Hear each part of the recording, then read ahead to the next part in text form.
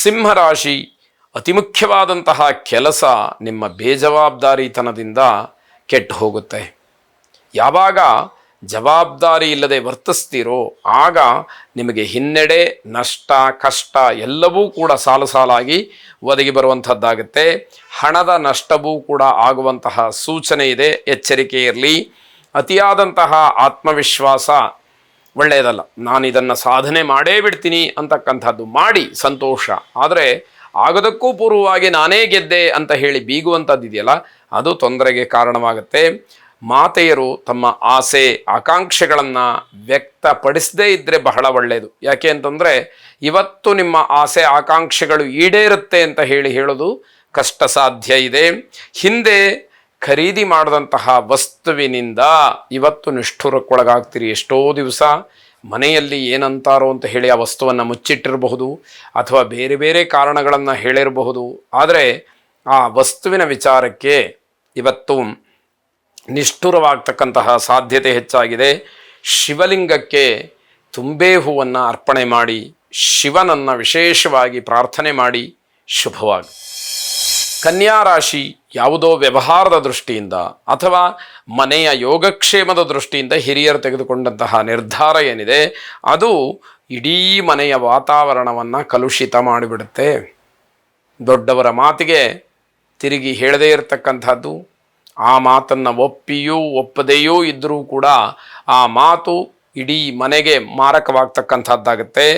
ನಿಮ್ಮ ಕೋಪದ ಮೇಲೆ ಹಿಡ್ತಾ ಇರಬೇಕು.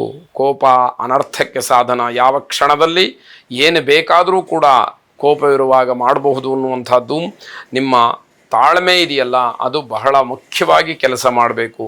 ತಾಳ್ಮೆಯನ್ನು ಕಳ್ಕೊಂಡ್ರಿ ಇಡೀ ದಿನ ವ್ಯರ್ಥವಾಗುತ್ತೆ. ಜೊತೆಗೆ ಆಗಬಾರದಂತಹ ಅನಾಹುತಗಳು, ಆಘಾತಗಳು ಆಗುವಂತಹ ಸಾಧ್ಯತೆ ಹೆಚ್ಚಿದೆ.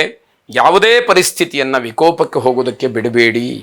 ನಿಮ್ಮ ಹಿಡಿತದಲ್ಲಿರಬೇಕು. ಕೋಪ ಆಗಲಿ ಅಥವಾ ತಾಳ್ಮೆಯನ್ನು ಕಳ್ಕೊಳ್ತಕ್ಕಂಥದ್ದಾಗಲಿ, ಇವೆಲ್ಲ ನಿಮ್ಮ ಹಿಡಿತದಲ್ಲಿ ಇರಬೇಕಾದಂಥದ್ದು.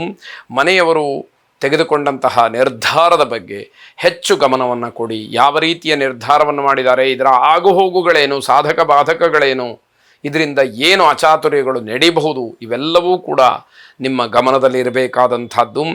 ಕೆಂಪು ಹೂವಿನಿಂದ ಕಾಳಿಕಾದೇವಿಯನ್ನು ಅರ್ಚನೆ ಮಾಡಿ ಪ್ರಾರ್ಥನೆ ಮಾಡಿ ನಿಮ್ಮ ಇಷ್ಟಾರ್ಥಗಳು ನೆರವೇರಲಿ. ಶುಭವಾಗಿ.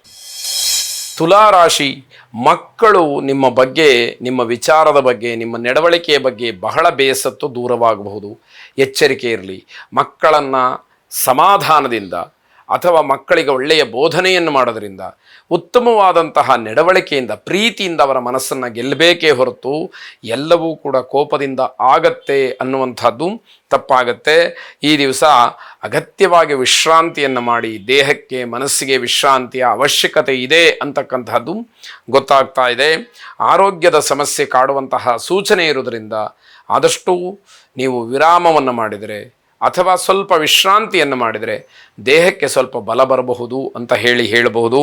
ಹಿಂದೆ ಸೇವನೆ ಮಾಡಿದಂತಹ ಆಹಾರ ವಿಷವಾಗಿ ಪರಿವರ್ತನೆಯಾಗಿ, ಅಂದರೆ ಫುಡ್ ಪಾಯ್ಸನ್ ಅಂತ ಏನು ಹೇಳ್ತೀವಿ, ಆ ರೀತಿಯಾಗಿ ನಿಮಗೆ ಒಂದಷ್ಟು ಕಷ್ಟಕ್ಕೆ ಕಾರಣವಾಗುತ್ತೆ.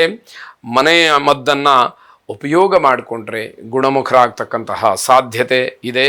ವಿಶೇಷವಾದಂತಹ ಆರೋಗ್ಯ ಕಾಳಜಿ ನಿಮ್ಮದಾಗಬೇಕು ಅಂತಕ್ಕಂಥದ್ದು. ಮೂಕಾಂಬಿಕಾ ದೇವಿಯನ್ನು ಧ್ಯಾನ ಮಾಡಿ ಶುಭವಾಗಿ. ವೃಶ್ಚಿಕ ರಾಶಿ, ಈ ದಿವಸ ಒಳ್ಳೆಯ ವಿಚಾರಗಳಿಂದ ಪ್ರಾರಂಭವಾಗುತ್ತೆ. ಬೆಳಗ್ಗೆ ಎದ್ದಾಗಿನಿಂದ ಉತ್ತಮವಾದಂತಹ ವಿಚಾರಗಳ ಚರ್ಚೆ, ಮಾತುಕತೆ ನಡೀತಕ್ಕಂತಹದ್ದು.